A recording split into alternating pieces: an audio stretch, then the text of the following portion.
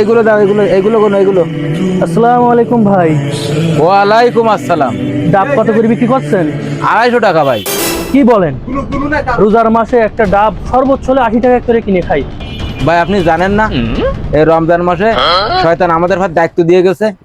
এটা রমজান মাস, অন্য অন্য জায়গায় রমজান মাসে পণ্যের দাম আরো কমিয়ে দেয়, আর আপনারা বাড়িয়ে 3 গুণ করে দিচ্ছেন, 3 গুণ। এটা কি মানা যায়? এই মাল শয়তান আমার ভাত দায়িত্ব দিয়ে গেছে। তো আপনি জানেন না? জান আপনি জান, আমি অন্য জায়গায় মাল বেচা না, কিন্তু শয়তানের সাথে গাদ্দারি করতে পারবো না। এবার জান, আমি অন্য জায়গায় জান আপনি জান। ভাই তাহলে কি করছেন? জান আপনি জান। আরব বিশ্বে আমরা দেখেছি আরব বিশ্বের ব্যবসায়ীরা সারা বছরে ব্যবসা করে রমজানে ভর্তুকি দেয়, আর আমার দেশের কিছু অসাধু ব্যবসায়ী রমজানে গলাকাটা ব্যবসা করে আর সারা বছর সইটার উপর দিয়ে চলে। চিল্লায় বলেন ঠিক কিনা? করবেন না, এটা করবেন না। নিত্য প্রয়োজনীয় পণ্যের মূল্য বৃদ্ধি করা হারাম, পণ্যের কৃত্রিম সংকট তৈরি করা হারাম, মজুতদারি করা হারাম, রোজাদারদেরকে কষ্ট দেয়া হারাম। এটা করবেন না।